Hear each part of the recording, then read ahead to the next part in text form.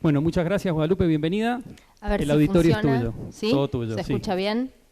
Bueno, gracias a Raúl, a Jimena, que antes también estaba acá, porque nos han invitado, pero sobre todo porque desde hace varios meses sabemos muy bien que desde la universidad, como antes les contó Diego, se vienen haciendo cosas que no vemos todo el tiempo y que esta convocatoria sea a nivel universitario y con este nivel de éxito, porque no hay otra palabra para decirlo, es realmente un gran logro y es muy emocionante y es mucha responsabilidad para quienes estamos hoy acá, así que les quiero contar muy brevemente por qué también estoy acá, quizás un poco más qué es lo que hago, que también se va a colar a lo largo de la charla.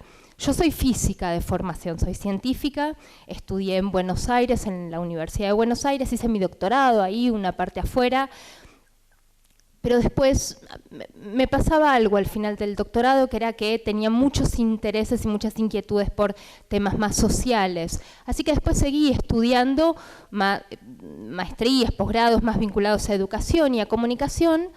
Y hoy, tengo que decir la verdad, soy muy privilegiada. Yo trabajo como directora en el Centro Cultural de la Ciencia. No sé si alguien lo conoce o escuchó hablar del Centro Cultural de la Ciencia. Está en la ciudad de Buenos Aires. Depende de la que hoy es la Secretaría de Gobierno de Ciencia, y les recomiendo que si van a la ciudad no dejen de ir. Es un espacio público, trabajamos mucho con escuelas, trabajamos mucho con el público, con la comunidad, quienes van a visitarnos, y si bien tiene un nombre ya bastante provocativo, Centro Cultural de la Ciencia, ¿no? Con este concepto que también hablábamos antes de entender a la ciencia como una parte fundamental de nuestra cultura, podemos imaginar que el Centro Cultural de la Ciencia es como un museo interactivo de ciencias, donde además pasan un montón de otras cosas. Algunas se las voy a contar, no voy a hablar del Centro Cultural de la Ciencia hoy, pero muchas de las cosas que sí vamos a conversar tienen que ver con herramientas que en los espacios públicos, en los espacios en los cuales trabajamos para distintos públicos, ¿qué estrategias utilizamos para invitarlos, para que les pasen cosas con las cosas que hacemos todas vinculadas a las ciencias? Muchas ciencias naturales, exactas y también sociales. Entonces, lo tengo yo. A ver, un poco una brújula de ideas que escribí ahí, de dos grandes cosas que quiero que veamos hoy o que quiero compartirles. Por una parte, me voy a centrar al comienzo en hablar de los públicos. Y eso es con total intención y parece algo absolutamente obvio, porque si vamos a hablar de divulgación, comunicación pública de la ciencia, necesitamos considerar a los otros. Y esos otros son muy distintos, tienen distintos intereses, distintas historias. Entonces, quiero primero que pensemos en los públicos, sobre todo si, después de esta invitación genial que les contaba antes Raúl, van a existir cada vez más posibilidades desde la universidad de hacer y diseñar experiencias para la comunicación pública de la ciencia. Y después, por otra parte, traje distintos como ejemplos, actividades, acciones quizás poco convencionales. Y un poco quiero que las pensemos juntos, que miremos, que nos copiemos también, digo, si hay algo que nos gusta o que no, y que las podamos ver y salir a veces un poquito de lo que son las actividades que uno más comúnmente se imagina como actividades de divulgación. Entonces, yo arranqué diciéndoles que al comienzo quería hablar de esto, ¿no? De los distintos públicos, para quienes hacemos esta comunicación pública de la ciencia, y como verán pongo cierto énfasis, comunicación pública de la ciencia, la comunicación que queremos hacer con y para otras personas. Esos públicos, es llamativo, yo hice un pequeño experimento ayer, o antes de ayer, y puse en el buscador, en Google, puse tanto divulgación científica, comunicación pública de la ciencia, y nos pasa que, por lo menos buscando imágenes, los públicos es algo obvio, ¿no?, lo que estoy diciendo, pero no aparecen. Y a veces cuando diseñamos esas actividades o pensamos esas estrategias, somos sumamente cuidadosos y hay que hacerlos, pensando en, por ejemplo, qué vamos a decir, qué instrumentos vamos a utilizar. Y a veces los otros no aparecen como una parte fundamental en el diseño de esa experiencia. Entonces, esa va a ser mi gran primera invitación, a que pensemos en los distintos públicos. Y otra cosa que estoy haciendo muy deliberadamente es hablar de los públicos, con S. No, esto no es algo que lo diga yo, ya hay varios autores hace varios años, sobre todo acá me estoy robando un poquito esta formación en museos de los últimos años, ¿no? Se habla de los públicos justamente pensando en, ¿cuáles serían los públicos que, por ejemplo, visitarían a, no sé, una gran feria de ciencias, una actividad que hiciéramos en el medio de la ciudad, un museo de ciencias? ¿Quiénes son esos públicos? ¿Quiénes pueden ir? ¿Por qué pongo tanto énfasis en la S? Por la diferencia de las personas individuales, ¿hay algo en común? ¿Cómo podríamos pensar eso? ¿Cuáles son públicos posibles? Yo traje una lista muy chiquita, pero la invitación es a que pensemos otros públicos. La familia es un público posible. Digo, no sé para qué actividad, ahora vamos a ver, pero digo, si por ejemplo estamos en un museo de ciencias o si hacemos una jornada abierta a actividades de divulgación científica, la familia puede llegar a ser un público posible, de acuerdo a cómo estructuremos nuestra comunicación, ¿no es cierto? O justamente el tipo de actividades que propongamos. Pero les pregunto, ¿cuántas veces pensamos en la familia como público? Y cuando digo la familia, estoy hablando de distintas generaciones que van juntas a una actividad y que en general lo que quisiéramos, díganme ustedes también si están de acuerdo, pero proponer es generar el diálogo entre generaciones sobre una misma temática, donde las distintas experiencias de las distintas generaciones que forman a esa familia, ¿no?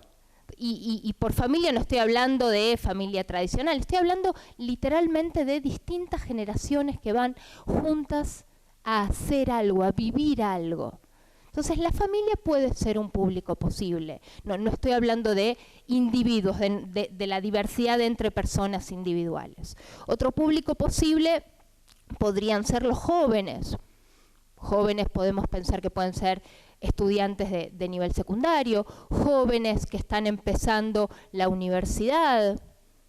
Ese puede ser un público posible, ahí estaríamos fragmentando también un poco por edades.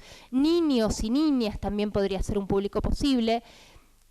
E insisto, si bien acá hay algo muy sencillo en lo que estoy contando, no es lo mismo pensar una actividad para familias que pensar una actividad o una propuesta para niños y niñas, por ejemplo.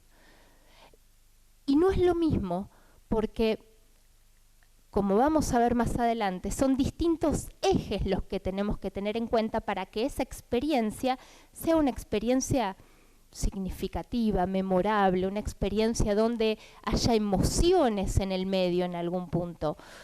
Y un poco por qué buscamos emociones en esas actividades, por qué queremos que haya algún tipo de emoción involucrada por parte de estos públicos en lo que sea que vayamos a hacer, porque eso sabemos científicamente que también es lo que la vuelve memorable. Nosotros queremos quedarnos un poquito en la retina o en el cerebro, en la memoria de aquellos que vengan a vivir o a hacer algo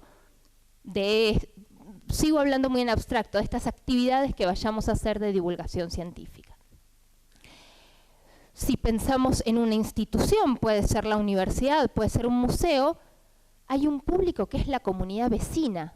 Tranquilamente podría ser, bueno, mido por distancias, digamos. Quienes viven en los alrededores de este lugar donde ocurren cosas, tienen algo en común, que es la geografía, que son las cosas que pasan en esa comunidad. Entonces, a lo mejor tenemos que pensar que nuestras actividades estén vinculadas a las problemáticas o a las soluciones o a las cosas que estén pasando en esa comunidad vecina. Otro público posible podrían ser los adultos mayores, los docentes, ¿sí? Y así podemos armarnos y pensar en tantos públicos como se nos ocurran. Obviamente eso va a venir con una batería de cosas, ¿no? Pensamos en los públicos, se comunica para esos públicos especialmente y se diseñan y piensan esas actividades para esos públicos especialmente.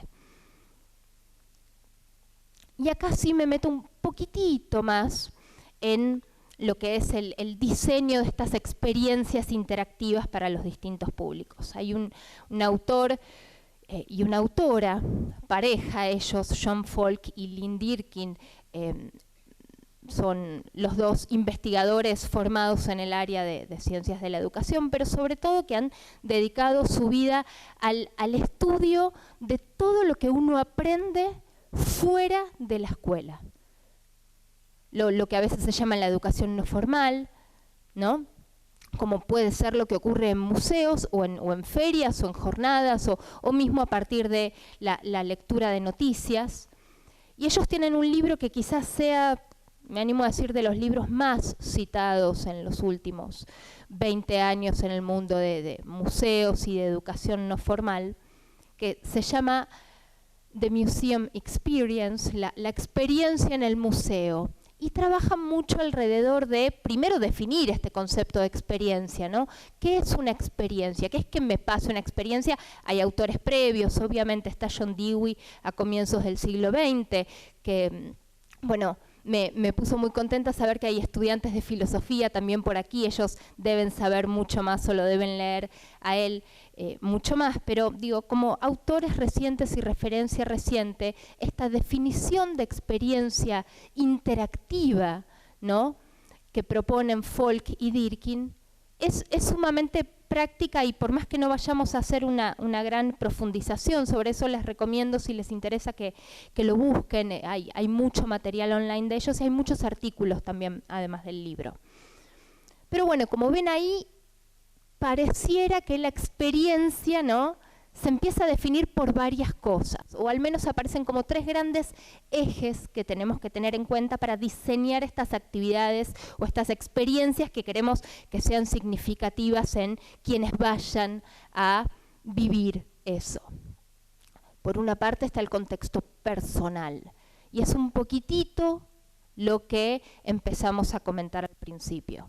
El contexto personal es la agenda personal del visitante. Lo que quiere, lo que está esperando, la expectativa que tiene.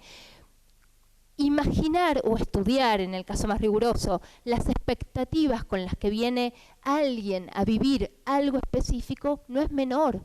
Podríamos defraudarlo, digamos, terriblemente. No queremos que pase eso, no queremos alejarlos. Entonces, entender que los visitantes, que estas familias, que esta comunidad vecina o que estos niños, docentes, quien sea nuestro público, viene con una agenda personal, es importante.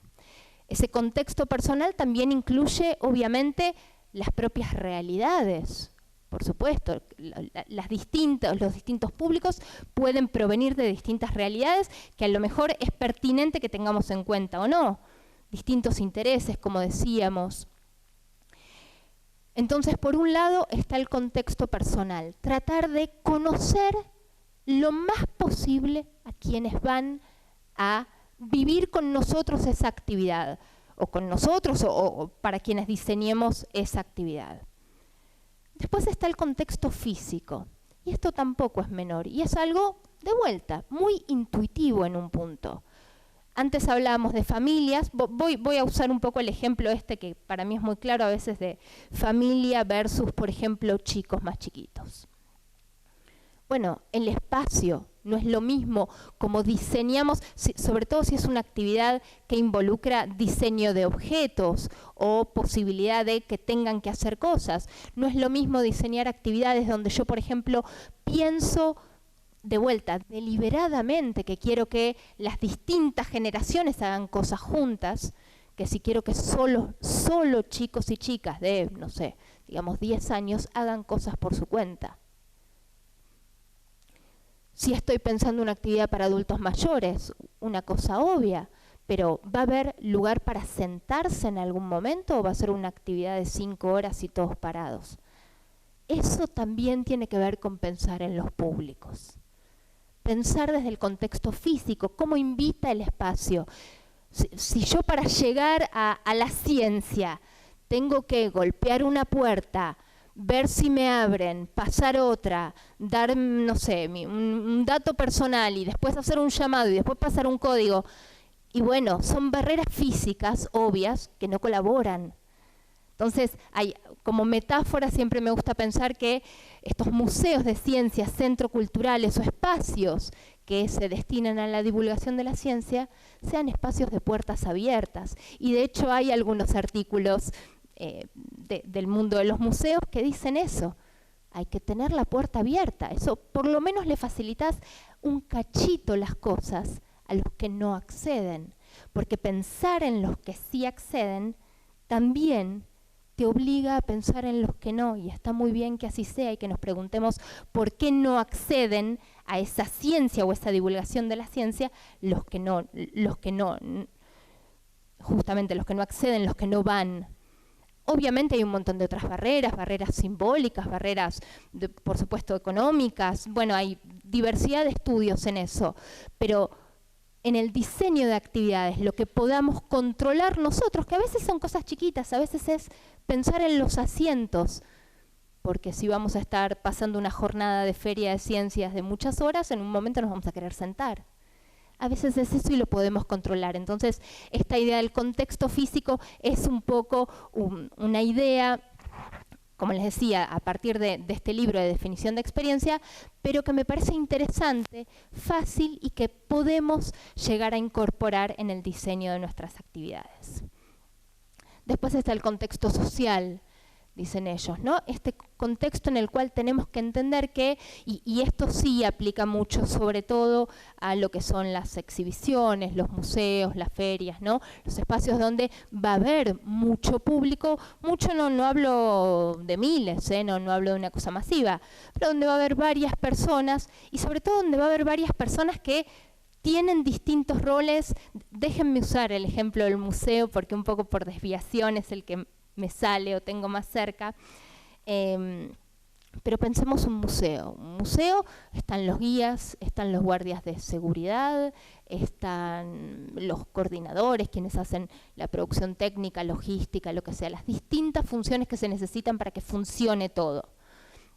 Bueno, esas personas también son parte de la experiencia, ¿no?, de los públicos, hacen a la experiencia de los públicos que van a ir. Entonces, ¿cuánto saben esas personas de lo que estamos haciendo, de la importancia de por qué lo estamos haciendo? ¿Están involucrados en esa experiencia? Tener en cuenta estas 3 dimensiones, donde en la social está, por supuesto, también el trabajo entre los distintos públicos que quizás no se conocen necesariamente, tener en cuenta que hay visitantes que a lo mejor les gusta o están más receptivos a tener un diálogo con otros que no están receptivos. Entender un poco esos distintos intereses hace a que nosotros podamos pensar esas distintas experiencias teniendo en cuenta a los públicos.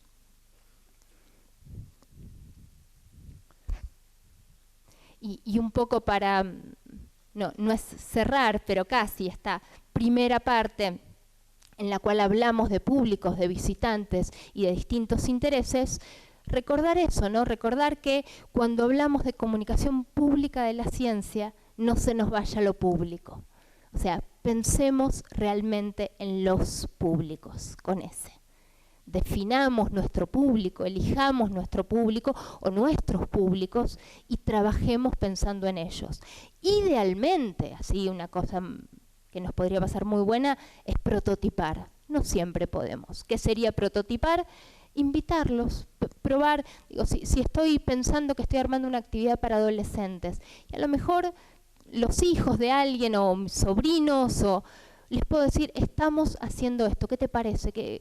Y sin condicionarlo, una especie de mini focus group inventado. Eso funciona, probarlo con otros. Es algo también obvio, pero funciona muy bien y en general la mirada de los otros suele ser muy enriquecedora para el desarrollo de nuestras actividades.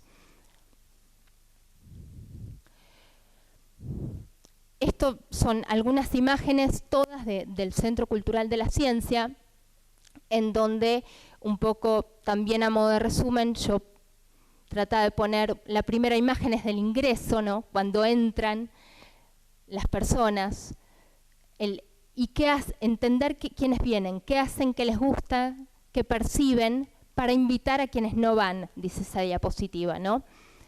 La observación, y por eso la puse esta diapositiva, la observación no participante, digamos, observar.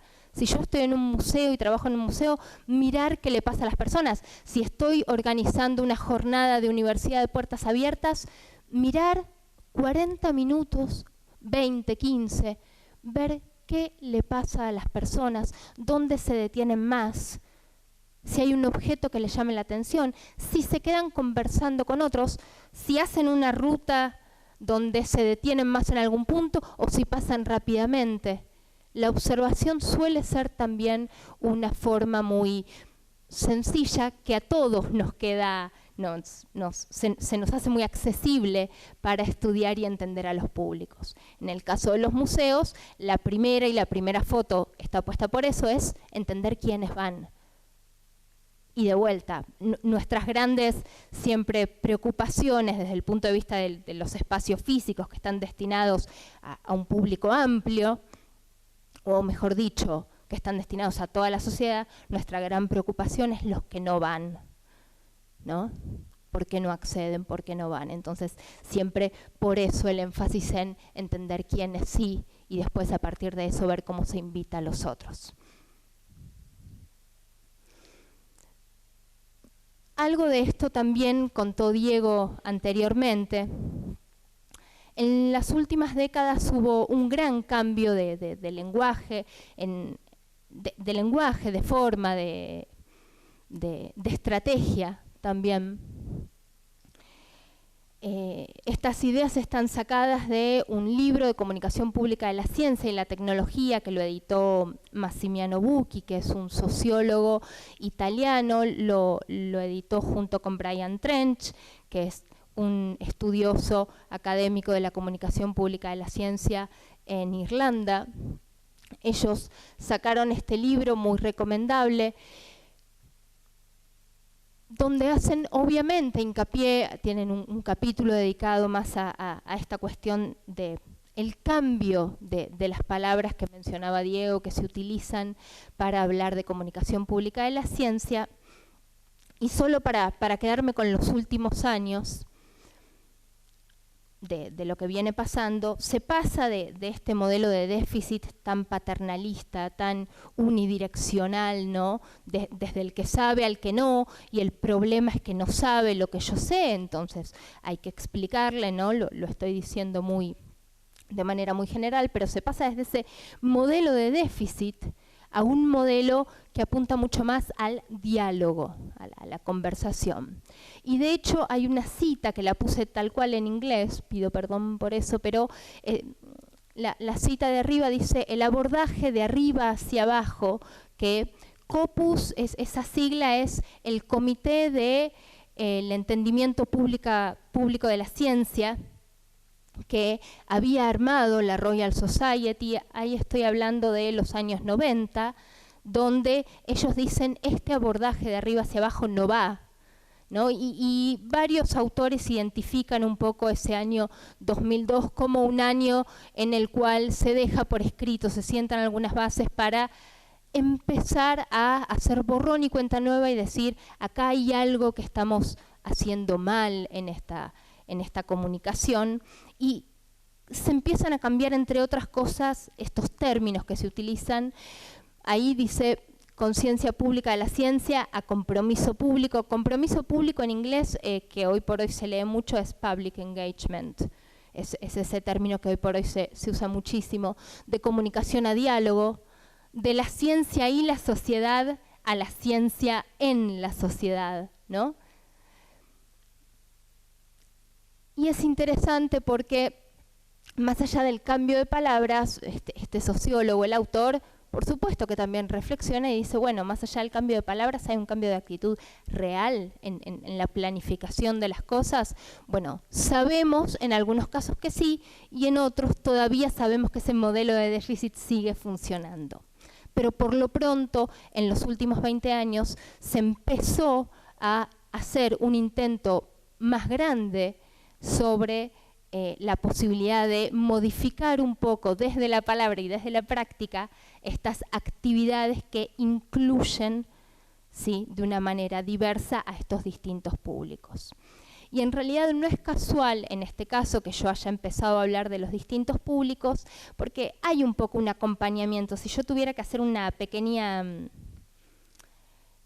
línea del tiempo sobre la educación en museos, museos de ciencia, museos de arte, pasó algo muy parecido. A ver, algo obvio también, pero a lo mejor se acuerdan o comparten esto conmigo, que es, los museos tradicionalmente eran espacios expositivos, ¿no? Si nos vamos un cachito para atrás en la historia, museos para la contemplación, museos que no contemplaban las necesidades de los públicos. Cada vez más las distintas instituciones artísticas, culturales y de ciencia consideran más a los públicos, porque sabemos que si no nos quedamos hablando solos y lejos de compartir lo que queremos compartir y de hacer esta comunicación pública de la ciencia, no generamos esas experiencias como emotivas de las que hablábamos antes, o experiencias significativas y memorables. Una de las cosas que aplica mucho para el diseño de actividades de divulgación, creo que puede llegar a ser, y Diego también lo mencionaba un poco, esta idea de poder inventar libremente. Y para eso hay una autora, creo que no la cité ahí, pero esto está un poco tomado de un artículo de una educadora en museos que habla y dice cuán sesgados estamos, obviamente, por nuestra propia práctica, por lo que hemos vivido, y mucho de eso viene del chip de la escuela, esta idea como de que tenemos que enseñar, ¿no? Y ese enseñar y ese aprendizaje que queremos que pase, lo pensamos casi a la par de lo que vivimos y pasa hoy por hoy en la escuela. Y en realidad cuando hacemos y diseñamos experiencias para la comunicación pública de la ciencia, tenemos otras libertades. Por ejemplo, no tenemos por qué pensar en actividades que duren 40 minutos, como dura una hora en el colegio. Tampoco tenemos por qué pensar necesariamente, no es que eso esté mal si lo hacemos. Tampoco tenemos que pensar necesariamente que todo tiene que ocurrir en un aula, ni todos sentados, ni uno hablando. Tampoco tenemos que pensar que los contenidos que vayamos a dar sean los de la currícula necesariamente, o complementen, podemos hablar, tenemos la libertad de elegir otros temas, otros contenidos, y sobre todo, tenemos la libertad de elegir otros formatos, otras metodologías. No es que nos tenemos que atar a un método educativo, para nada. Entonces, a partir de todo eso, de un poco de sacarnos el chip de la escuela, es que yo diría, somos libres en ese sentido, absolutamente libres para imaginar los formatos y las actividades que se nos ocurran. Y un poquito ahí quiero ir ahora, a ver, para compartir con ustedes distintas actividades que o hemos hecho nosotros o encontramos que otras instituciones hacen y que me gustaría discutir un poco con ustedes. Esas tres imágenes de ahí son imágenes del Centro Cultural de la Ciencia y pertenecen a una actividad que hacemos hace más o menos 1 año y medio que se llama A Ciencia Abierta. Y se llama A Ciencia Abierta porque juega un poco, o intenta, con la idea de a ciencia cierta. Justamente lo que queríamos decir es que, lejos de dar todas las certezas, todavía tenemos un montón de preguntas. Pero, ¿quiénes tenemos esas preguntas? Bueno, los científicos. Entonces, esta es una actividad donde intentamos buscar y apuntar a distintos objetivos. Por un lado, que el público se encuentre con científicos y científicas.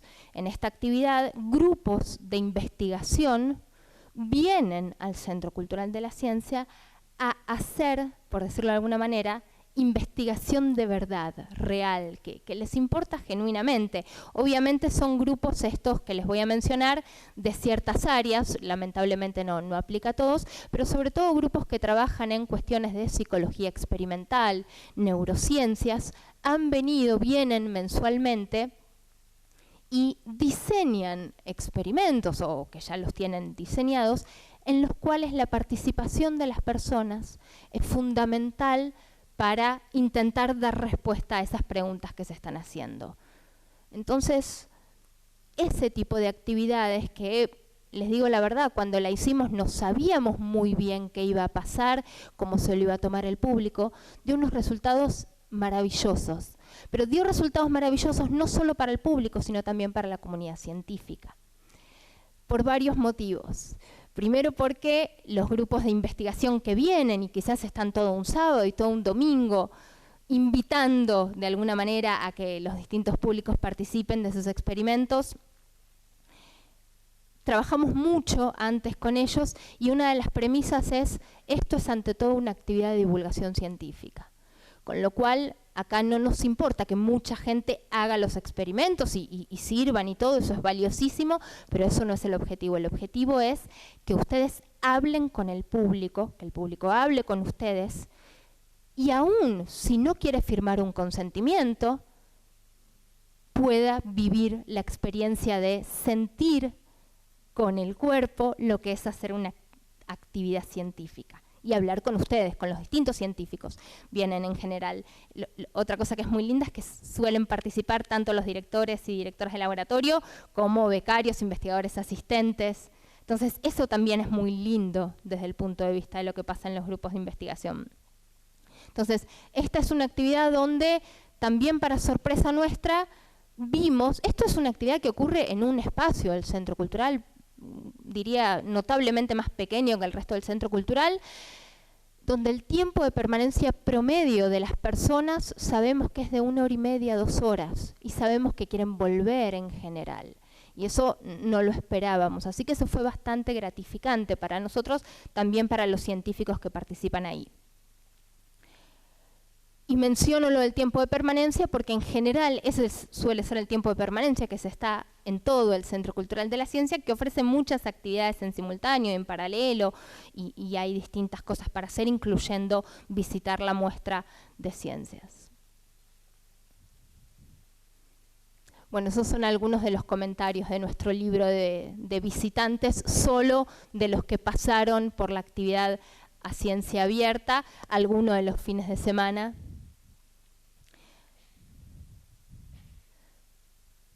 Y donde el libro de visitas como herramienta también de, digamos, medición cualitativa de lo que le pasa a las personas también es muy valiosa.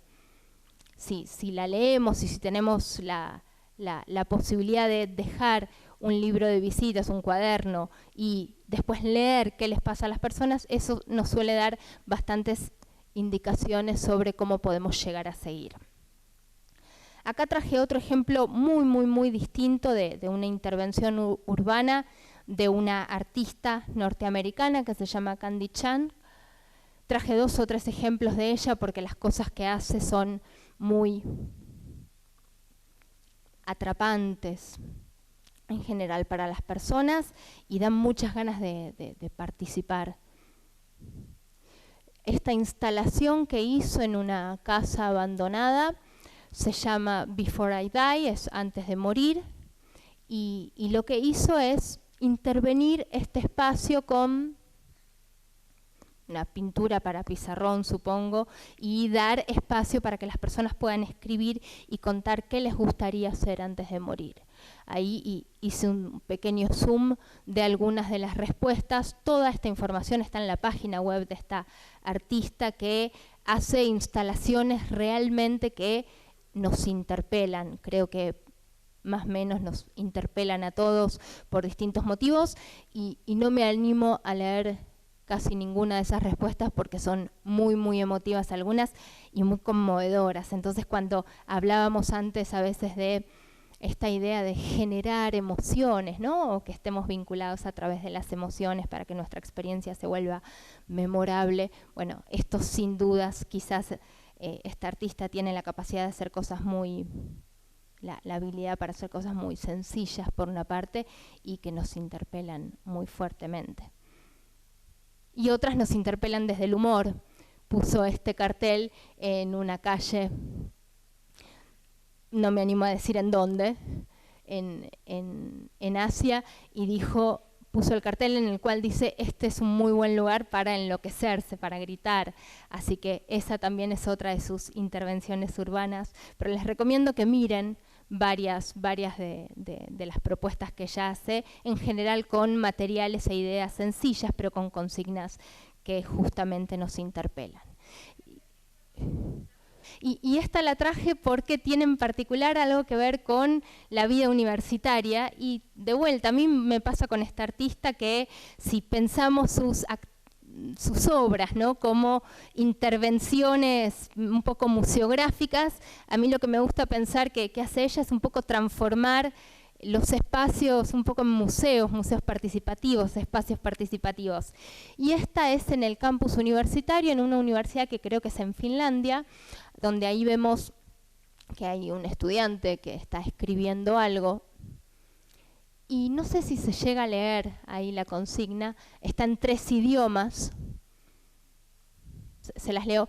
Arriba de todo está en inglés y después abajo están 2 idiomas escandinavos, pero arriba dice: cuando era pequeño, pequeña, quería ser. Entonces es una invitación para armar en los recorridos del campus universitario esta intervención en la cual lógicamente se interpela a los estudiantes y uno puede dejar escrito qué quería hacer cuando era chico. Esta es otra actividad de un jardín botánico en Cali, que también me gustaba particularmente. Esta actividad estuvo mencionada entre algunas menciones de honor que se da en un premio latinoamericano, iberoamericano, que es el premio Ibermuseos.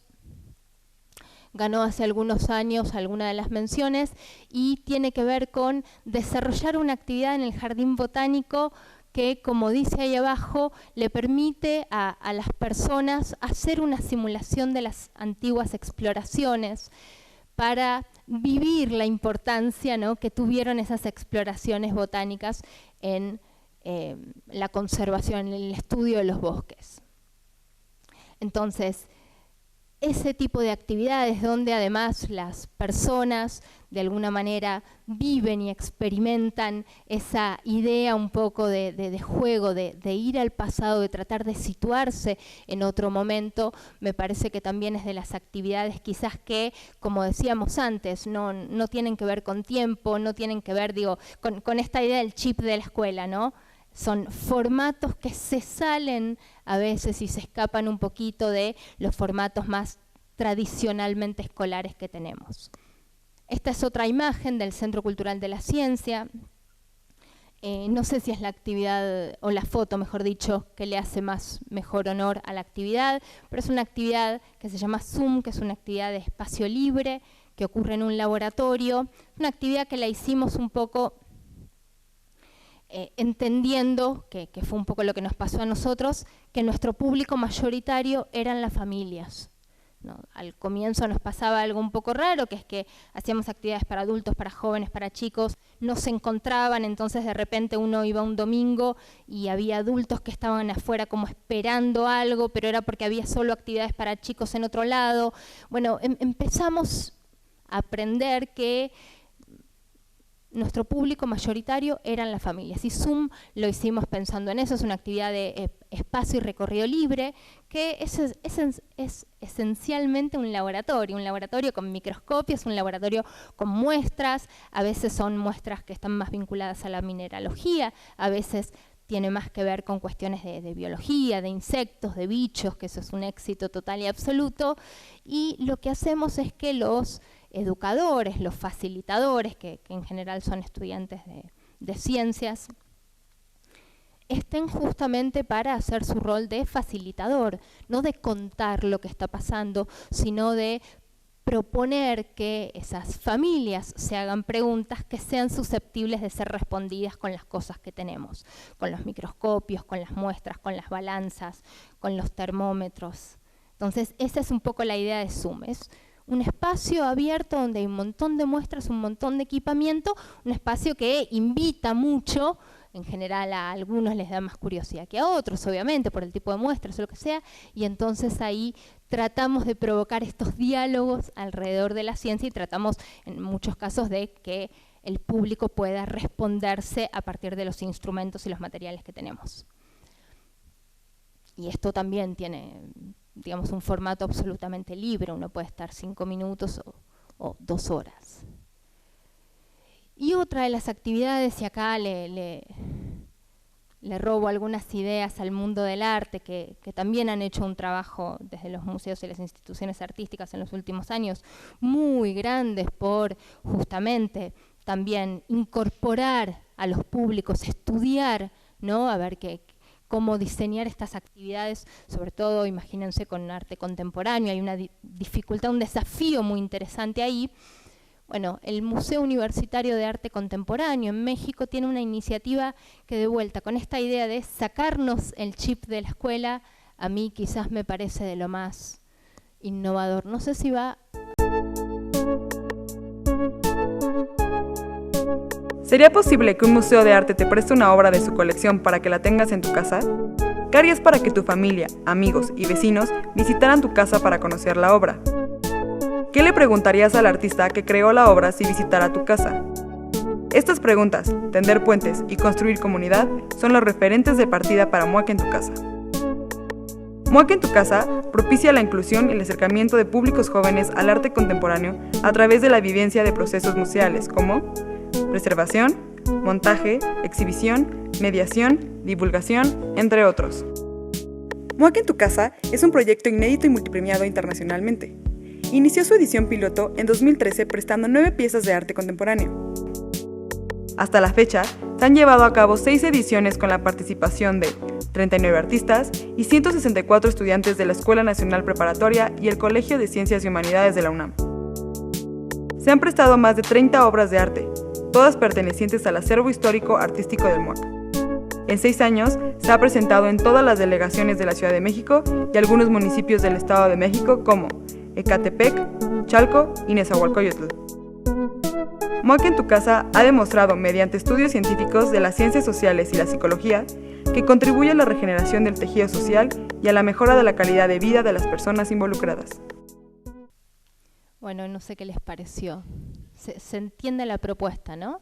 Es el Museo de Arte Contemporáneo de la UNAM en México, te presta una obra de arte contemporáneo para que te la lleves a tu casa, para que, con todos los cuidados del caso, ¿no? Digo, esta es una experiencia no sencilla de hacer desde el punto de vista de la logística. Me puedo imaginar, digo, no es algo para nada fácil, pero sí hay algo absolutamente quizás distinto a lo que solemos imaginar y que en este caso tuvo un impacto muy notable, porque lo que proponen es que quienes se llevan la obra de arte y la exhiben en su casa, obviamente puedan generar lazos con su comunidad e invitarlos a ver esa obra de arte, contando un poco el proceso de montaje, de conservación. Entonces, me parece que es de las experiencias, quizás en el mundo del arte contemporáneo, es una experiencia muy reciente que se sigue haciendo, que a mí por lo pronto me emociona mucho pensar lo que puede pasar. Y desde ya, si hablamos de experiencias memorables, bueno, no se me ocurre algo más memorable que haber tenido una obra de arte posiblemente para exhibir en nuestra casa. Entonces, estas distintas actividades que fuimos viendo y esta idea de pensar en los públicos en primer lugar, o en primer lugar junto con aquello que queremos comunicar, que queremos contar y diseñar, obviamente apunta a algo. Antes alguien de acá, del equipo de comunicación de la universidad, me preguntó, bueno, pero ¿por qué crees que es importante la divulgación científica? Y me parece que es una pregunta muy sencilla que todos nos podemos hacer y tratar de responder.